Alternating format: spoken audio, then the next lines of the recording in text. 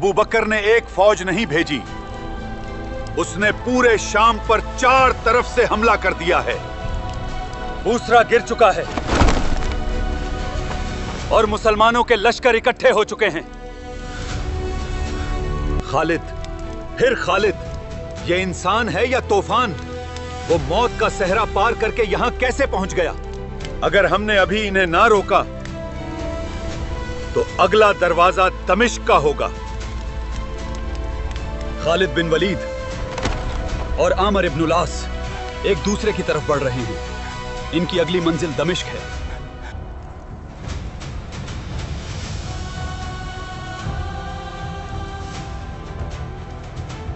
तमाम सूबों को हुक्म दो, हर सिपाही, हर घड़सवार, हर दस्ता इजनादीन पहुंचे।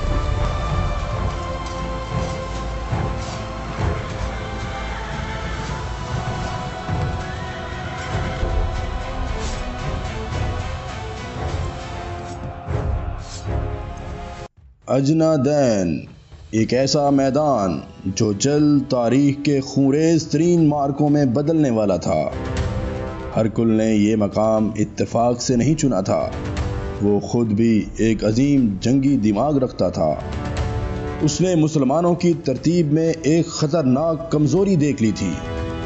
खालिद बिन वलीद रज़ियल्लाहु अन्हु, अबू उबैदा, शुरहबील और यजीद बिन अबू सुफियान मशरिक में बुसरा और यरमूक के करीब मौजूद थे, जबकि जुनूब में वादी अरबा के नज़दीक अमर इब्न अल-आस रज़ियल्लाहु अन्हु का लश्कर अलग मौजूद था।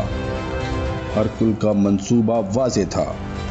अजनादैन में 90,000 का एक दिवहैकल लश्कर जमा किया जाए, फिर उसे मुसलमानों के दरमियान घुसेड़ दिया जाए।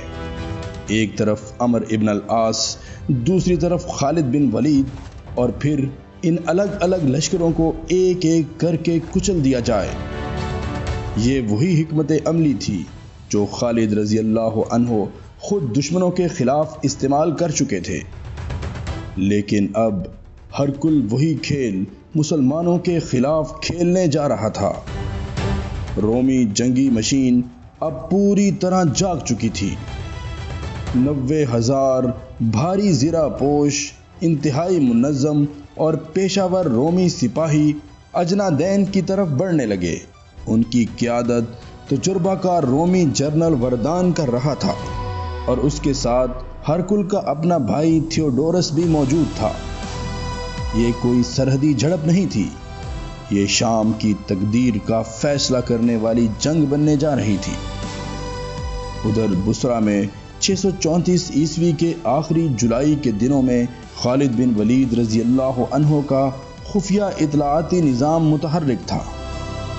तेज़ रफ्तार सवार, मकामी खबर रसां और मुसलसल निगरानी, और फिर अजनादैन में जमा होने वाली इस अजीम रोमी लश्कर की खबर खालिद रज़ियल्लाहु अन्हु तक पहुँच गई। खालिद बिन वलीद रज़ियल्लाहु अन्हु ने फ़ौरन ख़तरे की असल शिद्दत को समझ लिया। वो जानते थे कि अगर वो बुसरा में रुक गए और रोमी लश्कर जुनूब की तरफ बढ़ आया तो सबसे पहले अमर इब्न अल-आस रज़ियल्लाहु अन्हु का लश्कर तबाह होगा, और जब एक लश्कर ख़त्म हो जाता तो फिर रोम अपनी पूरी ताकत के साथ बाकी मुसलमानों पर टूट पड़ता। ये तबाही हो सकती थी, और इसी लम्हे खालिद बिन वलीद रज़ियल्लाहु अन्हु ने एक फ़ैसला किया।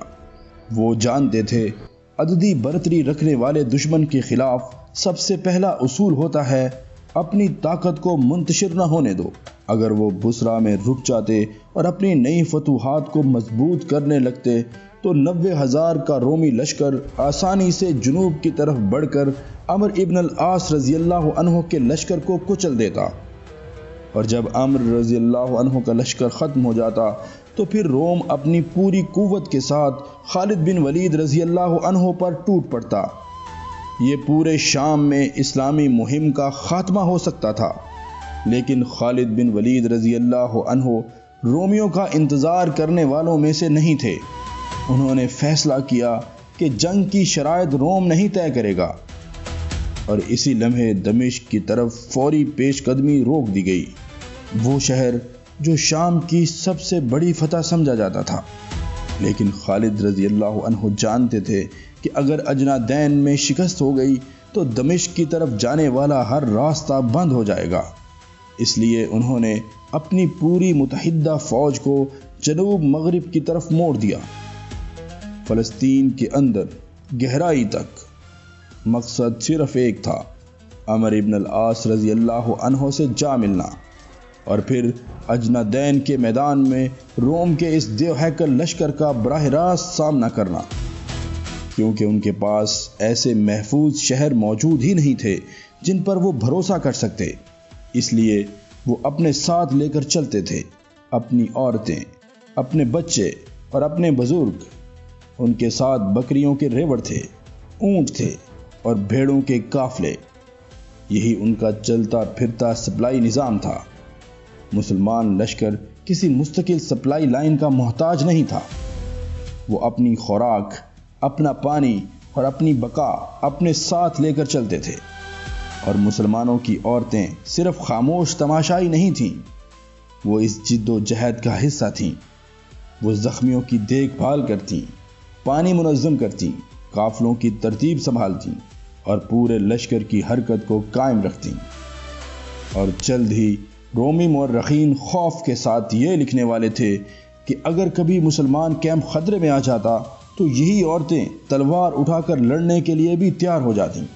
اور اب وقت کے خلاف ایک بے رحم دوڑ شروع ہو چکی تھی۔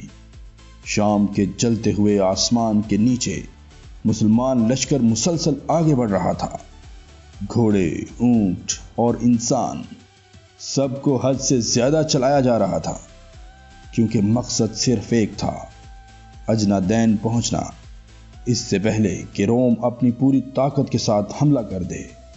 اور دوسری طرف بھی ایسی ترتیب جو بازنطینی جنگی انجینئرنگ کی مکمل مہارت دکھا رہی تھی۔ ہر طرف مختلف رومی لشکروں کے جھنڈے لہرا رہے تھے، ہوا میں سلطنت کے درجنوں فوجی نشان پھڑ پھڑا رہے تھے، اور سورج کی روشنی لوہے کی زرہوں، کانسی کے خودوں اور ہزاروں نیزوں کی نوکوں سے ٹکرا کر آنکھیں چندھیا رہی تھی۔ جنرل وردان اپنے 90,000 سپاہیوں کو کامیابی سے جمع کر چکا تھا۔ اس کے پاس بھاری پیادہ فوج تھی، ہزاروں ماہر تیر انداز تھے، اور بازنطینی سلطنت کی سب سے خطرناک طاقت بھی کاتافریکٹ سوار، وہ سپاہی جو سر سے پاؤں تک لوہے میں ڈھکے ہوئے تھے، اور ان کے جنگی گھوڑے بھی زرہ میں لپٹے ہوئے تھے۔ حقیقت بے رحم تھی۔ مسلمان تقریباً 3 گنا کم تعداد میں تھے، اور کھلے میدان کی جنگ میں رومی حکمت عملی بہت سادہ مگر تباہ کن تھی۔ تیر انداز دشمن کو کمزور کریں گے، اور بھاری پیادہ فوج آہستہ آہستہ آگے بڑھ کر صفیں پیس دے گی، اور پھر بھاری گھڑ سوار باقی بچ جانے والوں کو گھیر کر ختم کر دیں گے۔ اور اب اجنادین پر جنگ کی رات اتر رہی تھی، لیکن دونوں لشکروں کے درمیان فرق زمین و آسمان کا تھا۔ رومی کیمپ میں آگیں روشن تھیں، تلواریں تیز کی جا رہی تھیں، اور تجربہ کار رومی سپاہیوں کی پر اعتماد آوازیں رات کے اندھیرے میں گونج رہی تھیں۔ وردان اور تھیوڈورس اپنے شاندار خیموں میں بیٹھے جنگی صف بندی کا جائزہ لے رہے تھے۔ انہیں یقین تھا کہ تعداد، زرہ اور سلطنت کی طاقت کل فیصلہ کر دے گی، مگر دوسری طرف مسلمان کیمپ خاموش تھا۔ نہ غرور، نہ فخر کے نعرے۔ خالد بن ولید رضی اللہ عنہ رات بھر لشکر کے درمیان گھومتے رہے، صفوں کا جائزہ لیتے، سپاہ سالاروں کو ان کی جگہیں دیتے، اور ہر کمزور پہلو کو مضبوط کرتے ہوئے، کیونکہ وہ جانتے تھے کہ کل کی ایک غلطی شام میں اسلام کے خاتمے کا سبب بن سکتی ہے۔ لیکن صحابہ کرام رضی اللہ عنہم کے پاس ایک ایسا ہتھیار بھی تھا جس کا حساب روم کبھی نہیں لگا سکتا تھا۔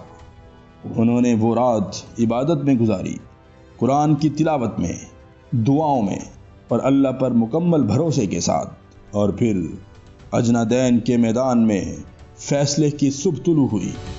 صبح کی دھند آہستہ آہستہ ختم ہونے لگی، اور جیسے ہی سورج اوپر آیا، رومی لشکر پوری طرح سامنے آ گیا۔ یہ صرف ایک فوجی صف بندی نہیں تھی، یہ لوہے کا چلتا پھرتا شہر تھا۔ افق سے افق تک 90,000 رومی پھیلے ہوئے تھے۔ سامنے بازنطینی بھاری پیادہ فوج کھڑی تھی، ڈھالیں ایک دوسرے سے جڑی ہوئی، لوہے سے مڑی ہوئی لکڑی کی دیوہیکل ڈھالیں جو ایک زندہ دیوار بن چکی تھیں۔ ان کے پیچھے آرمینیا اور اناتولیا کے تجربہ کار نیزہ بردار کھڑے تھے، خاموش، منظم اور پتھر کی طرح ثابت قدم۔ اور پھر ان کے عقب میں ہزاروں رومی تیر انداز موجود تھے جو اپنے مرکب کمان تیار کر رہے تھے۔ لیکن سب سے خوفناک منظر دونوں کناروں پر کھڑا تھا۔ کاتا فریکٹ گھڑ سوار، روم کی شان، ایسے سوار جو سر سے پاؤں تک لوہے کی تہوں میں بند تھے، اور ان کے جنگی گھوڑے بھی زرہ اور موٹے چمڑے میں لپٹے ہوئے تھے۔ وردان کی حکمت عملی بہت سادہ تھی مگر بے حد خطرناک بھی۔ پہلے تیر انداز مسلمانوں کو کمزور کریں گے، پھر بھاری پیادہ فوج آہستہ آہستہ آگے بڑھ کر انہیں پیس دے گی، اور آخر میں پہاڑی گھڑ سوار باقی بچ جانے والوں کو گھیر کر ختم کر دیں گے۔ اور اس دیوہیکل جنگی مشین کے سامنے صرف 32,000 مسلمان کھڑے تھے۔ تعداد کا فرق واضح تھا، لیکن خالد بن ولید رضی اللہ عنہ گھبرائے نہیں۔ وہ اپنے گھوڑے پر سوار صفوں کے سامنے نکل آئے۔ ان کی نگاہیں زمین کا جائزہ لے رہی تھیں، رومی صف بندی، ان کی طاقت اور ان کی کمزوریاں۔ اور پھر خالد نے اپنی فوج کو ایک لچکدار اور ایک دوسرے کو سہارا دینے والی ترتیب میں منظم کیا۔ مرکز کی قیادت ابو عبیدہ ابن الجراح رضی اللہ عنہ کے سپرد کی گئی، بایاں بازو یزید بن ابی سفیان رضی اللہ عنہ کے حوالے کیا گیا، اور دایاں بازو عمرو بن العاص رضی اللہ عنہ کو دیا گیا۔ لیکن خالد بن ولید رضی اللہ عنہ خود کسی ایک جگہ نہیں رکے۔ انہوں نے اپنے بہترین گھڑ سواروں پر مشتمل ایک متحرک ریزرو اپنے پاس رکھا، ایسا دستہ جو کسی بھی کمزور مقام کو فوراً سنبھال سکتا تھا، یا رومی صفوں میں پیدا ہونے والی کسی بھی دراڑ کو فوراً تباہی میں بدل سکتا تھا۔ پھر خالد رضی اللہ عنہ نے تمام سپہ سالاروں کو ایک آخری حکم دیا، کوئی بھی میرے حکم سے پہلے حملہ نہیں کرے گا، ہر حال میں صفیں قائم رکھنی ہیں۔ اور پھر خالد بن ولید رضی اللہ عنہ لشکر کے عقب کی طرف گئے، جہاں صحابہ کرام رضی اللہ عنہم کی خواتین، بچے اور بزرگ موجود تھے۔ خالد نے خواتین سے براہ راست خطاب کیا۔ انہیں حکم دیا گیا کہ خیموں کے ڈنڈے، پتھر اور تلواریں تیار رکھیں۔ اگر کوئی بھی رومی مسلمان صفیں توڑ کر کیمپ تک پہنچ جائے، یا کوئی مسلمان خوف زدہ ہو کر پیچھے ہٹنے لگے، تو اسے واپس میدان میں دھکیل دیا جائے۔ اور مسلمانوں کی خواتین نے بغیر ہچکچاہٹ اس حکم کو قبول کر لیا، کیونکہ اب اجنادین کے میدان میں یا فتح ملنی تھی یا شہادت۔ دوسری طرف جنرل وردان نے اپنے ایک کمانڈر بشپ کو میدان جنگ کی طرف روانہ کیا۔ بشپ گرد سے بھرے میدان کو عبور کرتا ہوا مسلمان صفوں کے قریب پہنچا، اور پھر اس نے مطالبہ کیا، مجھے تمہارے کمانڈر سے بات کرنی ہے۔ خالد بن ولید رضی اللہ عنہ اپنے گھوڑے پر آگے بڑھے، اور دونوں لشکروں کے درمیان ایک عجیب منظر قائم ہو گیا۔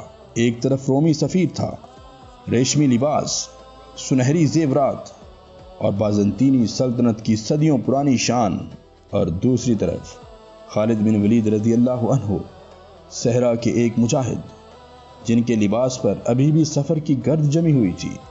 بشپ نے حقارت سے دیکھا اور پھر بولا، ہم جانتے ہیں کہ بھوک اور غربت تمہیں صحرا سے یہاں لے آئی ہے۔ اپنے سامنے اس لشکر کو دیکھو، یہ بے شمار ہے، تم کبھی فتح حاصل نہیں کر سکتے۔ لیکن شہنشاہ ہرکل رحم دل ہے، اگر تم ابھی واپس چلے جاؤ تو ہر سپاہی کو 1 دینار، 1 جبہ اور 1 پگڑی دی جائے گی، اور تمہارے کمانڈر کو 10 دینار۔ مگر خالد بن ولید رضی اللہ عنہ بالکل خاموش رہے، نہ غصہ نہ توہین، کیونکہ وہ جان چکے تھے یہ جنگ سے پہلے حوصلہ توڑنے کی کوشش ہے۔ پھر خالد رضی اللہ عنہ ذرا آگے چکے اور سرد مگر مضبوط آواز میں فرمایا، ہمیں یہاں بھوک نہیں لائی، ہم وہ لوگ ہیں جو خون پیتے ہیں، اور ہم نے سنا ہے کہ رومی خون سے زیادہ میٹھا کوئی خون نہیں، اسی لیے ہم یہاں آئے ہیں۔ یہ سنتے ہی بشپ کا چہرہ زرد پڑ گیا، کیونکہ اب فرق مکمل واضح ہو چکا تھا۔ رومی اپنی سلطنت کے لیے لڑ رہے تھے، لیکن مسلمان اسلام کے غلبے کے لیے میدان میں اترے تھے، اور ایسے لوگ خریدے نہیں جا سکتے تھے۔ بشپ فوراً پلٹا اور اپنے خچر کو موڑ کر رومی صفوں کی طرف واپس چلا گیا۔ اب باتوں کا وقت ختم ہو چکا تھا اور لوہے کا وقت شروع ہونے والا تھا۔ جیسے ہی بشپ واپس جنرل وردان کے پاس پہنچا، رومی کمانڈر نے اپنی تلوار بلند کر دی، اور پھر رومی صفوں سے ایک خوفناک دھاڑ بلند ہوئی۔ ہزاروں جنگی بغل بازنطینی لشکروں کے بھاری پیتل کے سینگ ایک ساتھ گونج اٹھے۔ صبح کی خاموشی ٹوٹ چکی تھی۔ وہ آواز میدان پر ایسے پھیلی جیسے زلزلہ آ گیا ہو، اور پھر رومی جنگی مشین کی اصل دہشت شروع ہوئی۔ وردان نے حکم دیا، تیر انداز آگے بڑھو۔ بھاری پیادہ فوج کے پیچھے سے ہزاروں رومی تیر انداز نکل آئے۔ تیر چڑھائے گئے، کمانیں آسمان کی طرف اٹھیں، اور پھر سب ایک ساتھ چھوڑ دیے گئے۔ اگلے ہی لمحے اجنا دین کا آسمان سیاہ ہو گیا۔ موت کا چیختا ہوا بادل مسلمان صفوں پر اتر رہا تھا، لوہے کی نوک والے نیزوں کی طوفانی بارش۔ مسلمانوں نے فوراً اپنی ڈھالیں بلند کر لی، پھر ہزاروں تیروں کے ٹکرانے کی آواز گونجی۔ ڈھالیں ٹوٹ رہی تھیں، گوشت چر رہا تھا، اور زخمیوں کی چیخیں پورے میدان میں پھیل رہی تھیں۔ قدیم جنگوں میں ایسی مسلسل تیر اندازی کا مقصد صرف دو چیزیں تھیں: نقصان پہنچاؤ اور دشمن کا نظم توڑ دو، کیونکہ مسلسل تیر انسان کو دو ہی راستوں پر لے جاتے ہیں، یا بھاگو یا غصے میں اندھا ہو کر ٹوٹ پڑو، اور دونوں صورتوں میں مسلمان صفیں بکھر جاتی، پھر رومی گھڑ سوار انہیں روند ڈالتے۔ راشدین کے مجاہدین پر ناقابل برداشت دباؤ بڑھ رہا تھا۔ وہ زخمی ہو رہے تھے، خون بہہ رہا تھا، اور نوجوان مجاہد بے چینی سے حکم کا انتظار کر رہے تھے، حملہ کرو۔ لیکن خالد بن ولید رضی اللہ عنہ کا نظم نہیں ٹوٹا۔ وہ تیروں کی بارش کے درمیان صفوں کے پیچھے گھوڑا دوڑا رہے تھے، بے نقاب مگر بے خوف۔ اور پھر ان کی آواز گونجی، اپنی جگہ قائم رہو، ڈھالوں سے دفاع کرو، حملہ مت کرنا۔ مسلمان صفیں لوہے کے طوفان میں پہاڑوں کی طرح کھڑی رہی۔ ایک گھنٹہ گزرا اور تیر اندازی جاری رہی۔ وردان اپنے خیمے سے یہ منظر دیکھ کر حیران تھا۔ کوئی بھی عام قبائلی لشکر اب تک ٹوٹ چکا ہوتا، لیکن مسلمان شدید نقصان کے باوجود قائم تھے۔ خون بہہ رہا تھا، مگر نظم باقی تھا۔ آخر کار وردان نے فیصلہ کیا کہ اب انہیں صرف وزن سے کچلا جائے۔ اس نے حکم دیا، تیر انداز پیچھے ہٹ جائیں، اور پھر رومی جنگی بغل دوسری بار گونج اٹھے۔ آہستہ آہستہ رومی بھاری پیادہ فوج آگے بڑھنے لگی۔ 90,000 سپاہی ایک ساتھ حرکت میں آئے۔ ان کے بھاری قدموں کی دھمک زمین ہلا رہی تھی۔ ڈھالوں کی دیوار اور نیزوں کا جنگل اب مسلمان صفوں کے قریب پہنچ رہا تھا۔ وہ منظر ایسا لگ رہا تھا جیسے فولاد کی کوئی دیوار ہر چیز کو روندنے آ رہی ہو۔ فاصلہ کم ہونے لگا، 200 گز، پھر 100 گز، پھر صرف 50۔ مسلمان صفوں میں تناؤ کھینچی ہوئی فولادی کمان بن چکا تھا۔ وہ تیروں کی بارش سہ چکے تھے، اپنے بھائیوں کو گرتے دیکھ چکے تھے، اور اب وہ صرف ٹکراؤ چاہتے تھے مرکز میں۔ خالد بن ولید رضی اللہ عنہ خاموشی سے بڑھتی ہوئی رومی دیوار کو دیکھ رہے تھے۔ لوہے کی پوری سلطنت ان کی طرف بڑھ رہی تھی، لیکن وہ پھر بھی رکے رہے، یہاں تک کہ رومی صفیں ٹکراؤ سے چند لمحے دور رہ گئیں۔ اور پھر خالد بن ولید رضی اللہ عنہ نے اپنی عربی تلوار کھینچ لی۔ شام کے سورج میں فولاد چمک اٹھا۔ انہوں نے تلوار بلند کی، گہرا سانس لیا اور پھر ایک ایسا نعرہ بلند کیا جو اجنا دین کے میدانوں میں گونج اٹھا، اللہ اکبر، اللہ اکبر۔ یہ نعرہ گرد، شور اور تیروں کی بارش کو چیرتا ہوا میدان میں گونج اٹھا۔ اگلے ہی لمحے پورا مسلمان لشکر آگے ٹوٹ پڑا اور پھر دونوں عظیم لشکر آپس میں ٹکرا گئے۔ وہ تصادم ایسا تھا جیسے پہاڑ ٹوٹ پڑا ہو۔ عربی تلواریں، چمڑے کی ڈھالیں اور مجاہدین کا زبردست دھکا جا ٹکرایا رومی فولادی ڈھالوں کی دیوار سے۔ اجنا دین کا میدان ایک ہی لمحے میں جہنم بن گیا۔ لوہا، گرد اور چیختے انسان۔ رومی بھاری پیادہ فوج اپنی تعداد اور وزن سے مسلمانوں کو پیچھے دھکیلنا چاہتی تھی۔ آرمینیا اور اناتولیا کے نیزہ بردار ڈھالوں کے درمیان سے نیزے آگے دھکیل رہے تھے، لیکن مسلمان کسی اور ہی یقین کے ساتھ لڑ رہے تھے۔ مرکز میں ابو عبیدہ ابن الجراح رضی اللہ عنہ ثابت قدم کھڑے تھے۔ دائیں بازو پر عمر ابن العاص رضی اللہ عنہ صفیں سنبھالے ہوئے تھے اور بائیں جانب یزید بن ابی سفیان رضی اللہ عنہ رومی گھڑ سواروں کے سامنے ڈٹے ہوئے تھے۔ رومی دباؤ بڑھتا جا رہا تھا، لیکن مسلمان صفیں ٹوٹنے سے انکار کر رہی تھیں، اور اسی میدان میں خالد بن ولید رضی اللہ عنہ ہر خطرناک مقام پر موجود تھے۔ جہاں بھی دشمن کا دباؤ بڑھتا، ان کے ریزرو دستے بجلی کی رفتار سے پہنچتے اور صفیں دوبارہ مضبوط ہو جاتی۔ شام کے جلتے سورج تلے یہ خونریز ٹکراؤ گھنٹوں جاری رہا۔ گرد خون میں مل چکی تھی اور فلسطین کی خشک زمین سیاہ کیچڑ میں بدل رہی تھی۔ رومی تعداد میں برتر تھے، مگر حیران بھی، کیونکہ عرب صفیں ٹوٹ ہی نہیں رہی تھیں۔ پھر شام کی شدید گرمی نے اپنا کام شروع کیا۔ بھاری زرہیں، موٹے لباس اور فولادی تہیں رومی سپاہیوں کو زندہ بھٹی میں بدل رہی تھیں، اور خالد بن ولید رضی اللہ عنہ یہ سب خاموشی سے دیکھ رہے تھے۔ انہوں نے محسوس کر لیا کہ اب دشمن کا حوصلہ کمزور پڑنے لگا ہے، اور پھر انہوں نے فیصلہ کیا اب وقت آ گیا تھا کہ دشمن کے جسم نہیں، اس کی روح توڑی جائے۔ خالد رضی اللہ عنہ نے اپنے خاص مبارزین کو اشارہ دیا، اور ان میں ایک نام رومیوں کے لیے ڈراؤنا خواب بنتا جا رہا تھا۔ زرار بن ازور رضی اللہ عنہ، بصرہ سے بچ نکلنے والے رومی اب بھی ان کا نام خوف سے لیتے تھے۔ وہ انہیں کہتے تھے ننگا مجاہد۔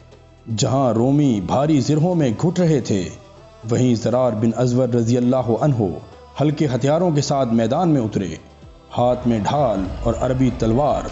پھر ان کی للکار میدان میں گونجی، اور اگلے ہی لمحے وہ سیدھا رومی صفوں کے خطرناک حصے میں گھس گئے۔ رومی سپاہیوں کے لیے یہ ناقابل یقین منظر تھا۔ ایک شخص بغیر بھاری زرہ کے فولادی دیوار پر حملہ آور تھا، اور پھر زرار رضی اللہ عنہ ایک طوفان بن گئے۔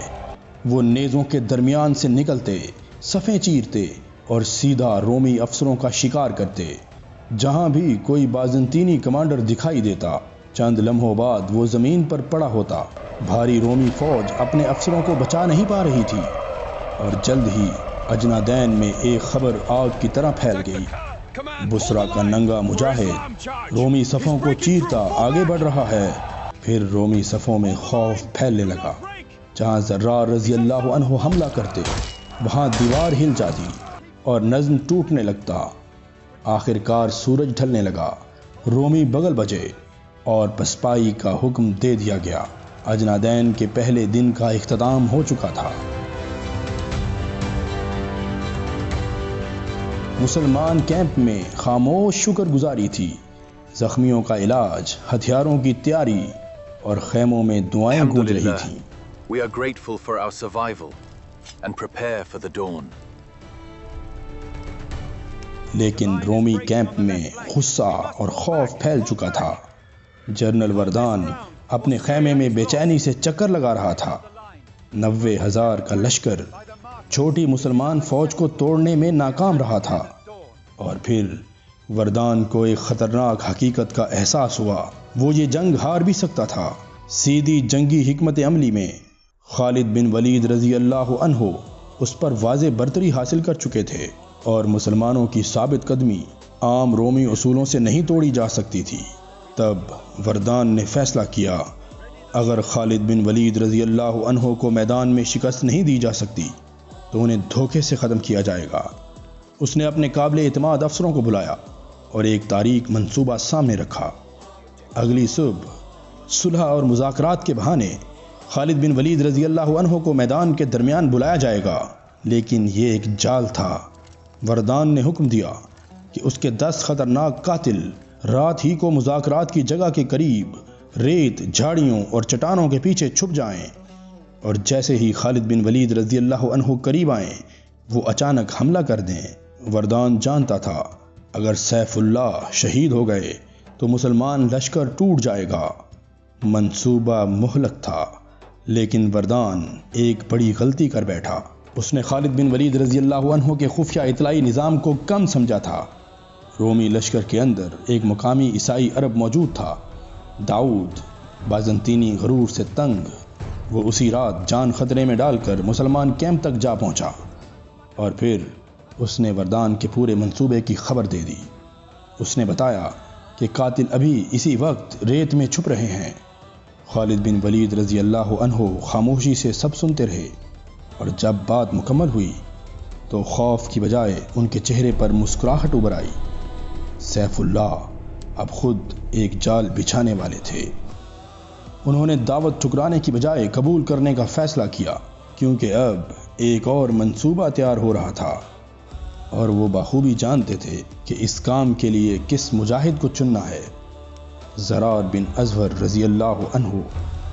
خالد بن ولید رضی اللہ عنہ نے زرار رضی اللہ عنہ کو پورا منصوبہ سمجھایا، اور پھر انہوں نے اپنے منتخب مبارزین تیار کر لیے۔ رات کی تاریکی میں یہ دستہ خاموشی سے میدان میں اترا، بھاری زرہوں کے بغیر، صرف تلواروں اور خنجروں کے ساتھ۔ اجنادین کا میدان دن بھر کی جنگ کے بعد خاموش قبرستان بن چکا تھا۔ لاشوں اور سائے کے درمیان یہ مجاہد رینگتے ہوئے آگے بڑھے، اور جلد ہی وہ اس مقام تک پہنچ گئے جہاں رومی قاتل چھپے تھے۔ انہیں اندازہ بھی نہ تھا کہ موت خود ان تک پہنچ چکی ہے، اور پھر خاموش حملہ شروع ہوا۔ زرار رضی اللہ عنہ اور ان کے ساتھی ایک ہی وقت میں قاتلوں پر ٹوٹ پڑے، منہ دبائے گئے اور خنجر سروں کے کمزور حصوں میں اترنے لگے۔ نہ کوئی چیخ اٹھی، نہ کوئی بغل بجا، صرف اندھیرے میں دم توڑتی سانسیں تھیں۔ چند لمحوں میں وردان کے تمام قاتل ختم ہو چکے تھے۔ پھر مسلمان مجاہد انہی خفیہ جگہوں میں جا چھپے۔ جال وہی تھا، مگر شکاری بدل چکے تھے، اور اجنادین کی سرد رات میں وہ 11 مجاہد سورج طلوع ہونے کا انتظار کرنے لگے۔ اور پھر اجنادین پر صبح طلوع ہوئی۔ دونوں لشکر ایک بار پھر آمنے سامنے صف آرا ہو گئے، لیکن جنگ شروع ہونے سے پہلے ہی جنرل وردان میدان کے وسط کی طرف بڑھا، بالکل ویسے ہی جیسے مخبر نے بتایا تھا۔ اس نے آواز دی، جنگ روک دو، میں مسلمان کمانڈر سے بات کرنا چاہتا ہوں۔ اور پھر خالد بن ولید رضی اللہ عنہ آگے بڑھے، سادہ لباس، پرسکون انداز اور بغیر ہتھیار۔ دوسری طرف وردان بھاری رومی زرہ میں کھڑا تھا۔ اسے یقین تھا کہ اس کا جال کامیاب ہو چکا ہے۔ دونوں سپہ سالار میدان کے وسط میں ملے اور بات چیت شروع ہوئی۔ وردان جان بوجھ کر گفتگو لمبی کر رہا تھا، لیکن خالد بن ولید رضی اللہ عنہ خاموش اور پرسکون کھڑے رہے۔ پھر اچانک وردان نے اپنا وار کر دیا۔ اس نے خالد رضی اللہ عنہ کو پکڑا اور خنجر نکال لیا، ساتھ ہی اس نے اپنا خفیہ اشارہ دے دیا۔ اگلے ہی لمحے ریت پھٹ پڑی، زمین سے 11 سائے باہر نکلے۔ وردان مسکرایا، اسے یقین تھا کہ اس کے قاتل آ چکے ہیں، لیکن پھر اس کی مسکراہٹ خوف میں بدل گئی، کیونکہ ریت سے نکلنے والے اس کے قاتل نہیں تھے، بلکہ رومی لشکر کا ڈراؤنا خواب تھے۔ زرار بن ازور رضی اللہ عنہ اور ان کے مبارزین۔ اسی لمحے خالد بن ولید رضی اللہ عنہ حرکت میں آ گئے۔ انہوں نے وردان کا ہاتھ موڑا، خنجر چھینا اور اسے زمین پر گرا دیا، اور تب تک زرار رضی اللہ عنہ آگے پہنچ چکے تھے۔ پھر صرف ایک بار ہوا۔ اگلے ہی لمحے وردان کا سر اجنادین کی خاک میں لڑک رہا تھا۔ پورا میدان ساکت ہو گیا۔ رومی سپاہیوں نے اپنی آنکھوں سے دیکھا کہ ان کا ناقابل شکست جال الٹا انہی پر بند ہو چکا ہے۔ قدیم جنگوں میں سپہ سالار کی اچانک موت سب سے خطرناک نفسیاتی دھچکا سمجھی جاتی تھی، کیونکہ اسی لمحے کمان ٹوٹ جاتی ہے اور خوف پھیلنے لگتا ہے۔ خالد بن ولید رضی اللہ عنہ اپنے دشمن کی لاش کے اوپر کھڑے تھے۔ انہوں نے تلوار بلند کی اور ان کی آواز میدان میں گونجی، حملہ! اور پھر 32,000 مسلمان مجاہدین طوفان کی طرح آگے ٹوٹ پڑے۔ اب رومی صفیں کانپ رہی تھیں۔ وہ سپاہی جو خود کو فاتح سمجھ رہے تھے اب بے قیادت اور خوف زدہ تھے، اور جب مسلمان حملہ رومی دیوار سے ٹکرایا، اس بار لوہے کی وہ دیوار ٹوٹ گئی۔ وہی جال جو مسلمانوں کے لیے بنایا گیا تھا اب روم پر بند ہو چکا تھا۔ رومی گھڑ سوار اپنے جنرل کو مرا ہوا دیکھ کر گھبرا گئے، اور پھر انہوں نے میدان چھوڑ کر بھاگنا شروع کر دیا۔ اور جیسے ہی رومی گھڑ سوار میدان چھوڑ کر بھاگے، بھاری رومی پیادہ فوج مکمل طور پر بے سہارا ہو گئی۔ اسی لمحے عمر ابن العاص رضی اللہ عنہ اور یزید بن ابی سفیان کے بازو اندر کی طرف مڑ گئے، اور پھر رومی لشکر ایک تباہ کن شکنجے میں پھنس گیا۔ اب یہ جنگ نہیں رہی تھی، یہ مکمل تباہی تھی۔ بازنطینی صفیں ٹوٹ گئیں اور رومی لشکر جان بچانے کے لیے بھاگ کھڑا ہوا۔ ہزاروں زرہ پوش سپاہی فلسطین کے میدانوں میں دوڑ رہے تھے، مگر مسلمان مجاہد ان کے پیچھے تھے، اور یوں 3 گنا کم تعداد کے باوجود خالد بن ولید رضی اللہ عنہ نے قدیم دنیا کی عظیم ترین فوجی فتوحات میں سے ایک حاصل کر لی تھی۔ اجنادین بازنطینی سلطنت کے لیے ہولناک تباہی ثابت ہوئی۔ ہرکل کا عظیم لشکر اسلام کو روکنے آیا تھا، لیکن نتیجہ اس کے بالکل برعکس نکلا۔ رومی فوج بکھر چکی تھی، وردان مارا جا چکا تھا، اور زندہ بچنے والے قلعہ بند شہروں کی طرف خوف میں بھاگ رہے تھے۔ خالد بن ولید رضی اللہ عنہ اور مسلمانوں کے لیے اجنادین صرف ایک فتح نہیں تھی، یہ ان کا ایمان، نظم اور جنگی ذہانت کی سب سے بڑی تصدیق تھی۔ انہوں نے رومی سلطنت کی خوفناک طاقت کا سامنا کیا اور پھر اسے توڑ دیا۔ اب پورے شام میں ایک خوف پھیل چکا تھا۔ رومی گورنر سمجھ گئے تھے کہ انہیں بچانے کے لیے کوئی بڑی فوج باقی نہیں رہی۔ شمال کی شاہراہیں اب کھل چکی تھیں، اور مشرق وسطیٰ کا سب سے بڑا انعام مسلمانوں کے سامنے تھا، دمشق، بازنطینی سلطنت کا تاج۔ اور اگلی قسط میں خالد بن ولید رضی اللہ عنہ اپنے فاتح لشکر کے ساتھ دمشق کی طرف بڑھیں گے، وہ شہر جس کی دیواریں صدیوں سے ناقابل تسخیر سمجھی جاتی تھیں۔ لیکن سوال یہ ہے، کیا سیف اللہ دمشق کو بھی جھکا دیں گے؟ اور اگر آپ بھی دمشق کے تاریخی محاصرے کو دیکھنا چاہتے ہیں تو ویڈیو کو لائک کریں، سنیمیٹک تاریخ کو سبسکرائب کریں اور بیل آئیکن ضرور دبائیں، کیونکہ یہاں تاریخ صرف سنائی نہیں جاتی بلکہ محسوس کروائی جاتی ہے۔ تب تک دمشق کے دروازوں پر ملاقات ہوگی۔